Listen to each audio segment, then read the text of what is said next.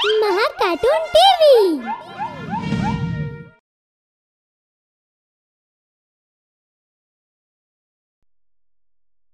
হিমানি, হিমানি, হিমানি, হিমানি, হিমানি, হিমানি, হিমানি। এই লোকটা কে ছিল আর ওই অবস্থানে এখানে কি করছিল? কি ছিল এই লোকটার সত্যি? ওর পাগল হওয়ার পেছনে কি কোনো হিমানির হাত ছিল? আরে বাইরে আয়, তোর সঙ্গে তোর আত্মীয়রা দেখা করতে এসছে।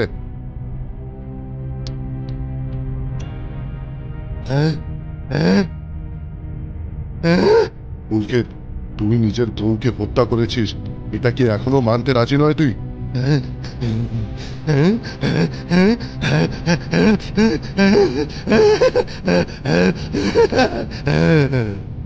আমাদের সামনে এইসব নাটক করার কোনো দরকার নেই। আমরা জানি যে তুই নিজের অপরাধ থেকে বাঁচার জন্য এইসব করছিস।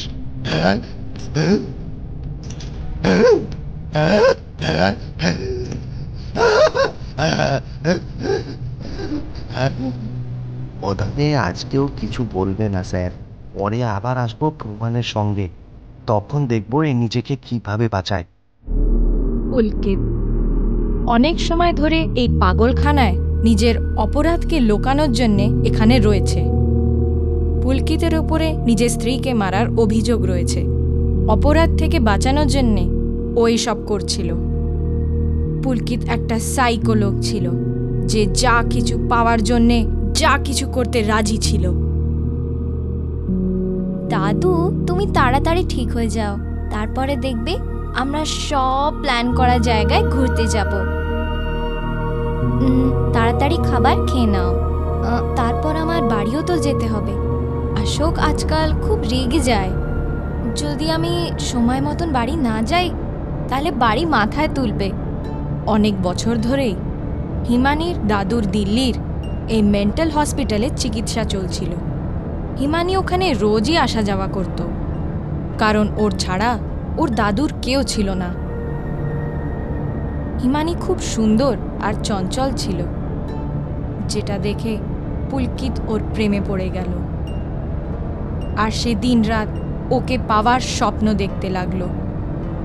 পুলকিত একটা সাইকো লোক ছিল, আর হিমানির সাথেও সে এরম কিছুই করতে চাইছিল যে ও নিজের স্ত্রীর সাথে করেছিল।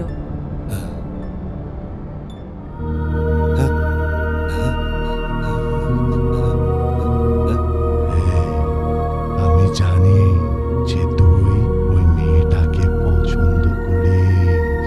যদি তুই চাস আমি তোকে সাহায্য করতে পারি। এইটা শুনে পুলকিতের একটু অদ্ভুত লাগলো, আর সে রাহুকে ওখান থেকে চলে যেতে বলল। যেটার জবাব রাহু দিল, আমি জানি যে তুই পাগল নই, আর আমি এটাও জানি যে তুই ওই মেয়েটাকে নিজের করতে চাস। আর এই কাজটা তুই একা করতে পারবি না। একা শুধু আমি আছি যে এই কাজে তোর সাহায্য করতে পারে। পুলকিত একটা খুব চালাক লোক ছিল। ও রাহুর কাছ থেকে এই সম্বন্ধে জিজ্ঞাসা করলো যে ও এটা কি করে করবে। আমি অনেক সময় ধরে শয়তানের শক্তির বিষয়ে শিখছি। যদি আমি চাই তাহলে আমি মরাকে জীবিত আর জীবিতকে মারতে পারি। তোকে তোকে তো দেখেই মনে হয় যে হিমানি এমন ভাবে তোর হতে পারবে না।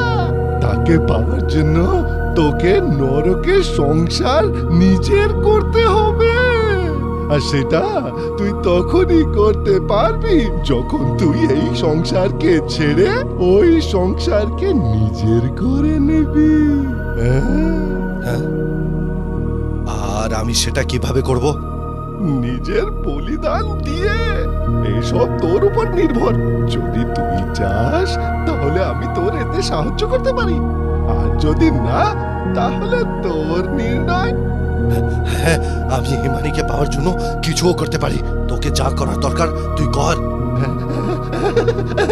ঠিক আছে, ঠিক আছে। কালকে অমাবস্যার রাত, প্রায় 12টা নাগাদ আমার সঙ্গে এখানেই দেখা কর। আমি কালকে তোর সব ইচ্ছা পূর্ণ করার সব রাস্তা খুলে দেব।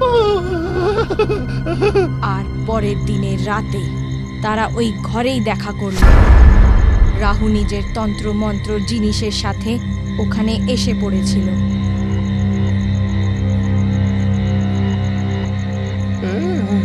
তোকে নিজের প্রাণের নিজেই বলি দিতে হবে।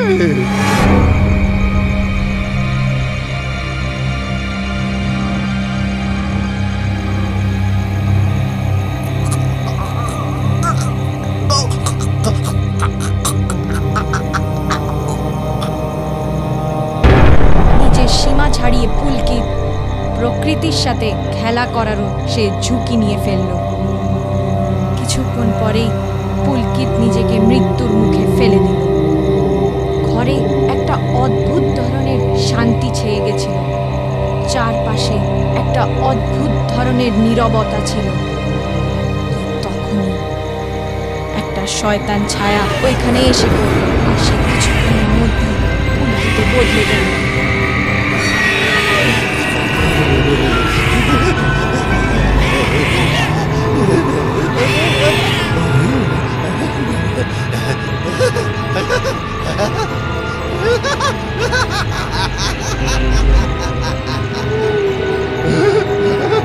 এখন তুই মুক্ত। তুই যা সব করতে চাস তা সব কিছুর জন্য যা যা।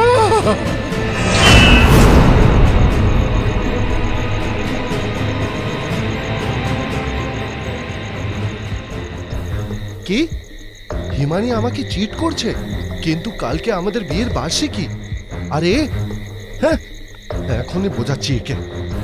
ডিটেকটিভ, হিমানি তো এই কথাটা জানতোই না যে ওর জীবনে কেউ কালো ছায়া এসে পড়েছে। পুলকিত এখন মুক্ত ছিল। নিজের নোংরা চিন্তার ফলাফল দেওয়ার জন্যে ও হিমানি আর অশোকের জীবন বরবাদ করার জন্যে নিজের প্রথম চাল দিয়ে দিয়েছিল। অশোকের মনে সন্দেহের বীজ দিয়ে পুলকিতের শয়তান আত্মা নিজের আধা কাজ করে ফেলেছিল। অশোক, কালকের প্ল্যান পাক্কা না? কালকে আমি অফিসের পর ক্যাফেতে তোমার ওয়েট করব। আরে হ্যাঁ, সবসময় মতন দেরি করো না কিন্তু। চলো ঠিক আছে, আমি বেরোচ্ছি। হিমানি ওখান থেকে চলে গেল। সন্দেহেতে ডোবা অশোক যেরমভাবেই হোক হিমানির প্রেমিককে খুঁজে বের করতে চেয়েছিল, যার জন্যে সে একটা ডিটেকটিভকে হায়ার করেছিল। আর পরের দিন ডিটেকটিভ হিমানির সব অ্যাকশনকে ভালোভাবে দেখছিল।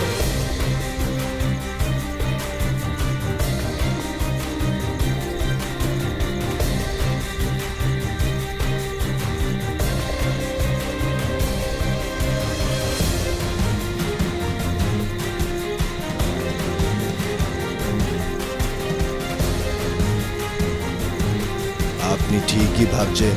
আপনার বউয়ের একজনের সঙ্গে অ্যাফেয়ার চলছে। কোথায় আছো হিমানি?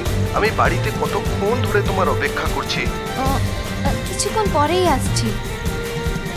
আর রাগে ভরা অশোক হিমানিকে ওইখানেই মেরে ফেলল।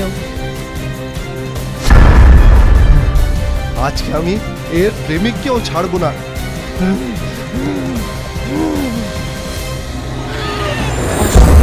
সব কিছু বুঝতে পারছিল।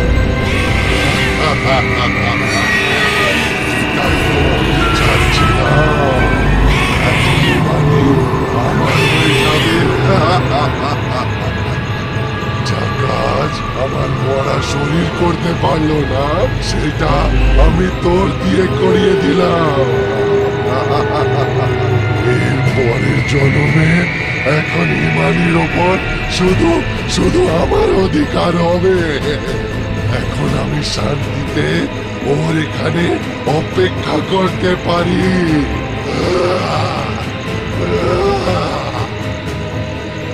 এরম কাজ শুধুমাত্র একটা সাইকোই করতে পারে, যেটা এই জঘন্য ভূতটা করেছিল।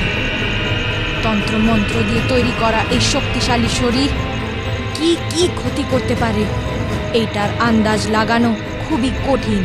আর ইতিমধ্যে মৃত্যু আর জীবনের মধ্যে ঝুলে থাকা শিখা নিজের জীবন এই সাইকো ভূত থেকে বাঁচাতে পারবে? দেখতে ভুলবেন না এই গল্পের পরের ভাগ আমাদের পরবর্তী পর্বে।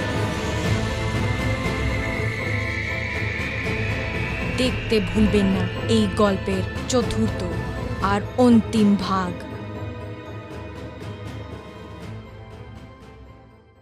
যদি আমাদের ভিডিওটি আপনার ভালো লেগে থাকে তাহলে এটিকে লাইক করুন, চ্যানেল সাবস্ক্রাইব করুন এবং আমাদের কার্টুন শোজ সবার প্রথমে দেখার জন্য বেল আইকন প্রেস করতে ভুলবেন না।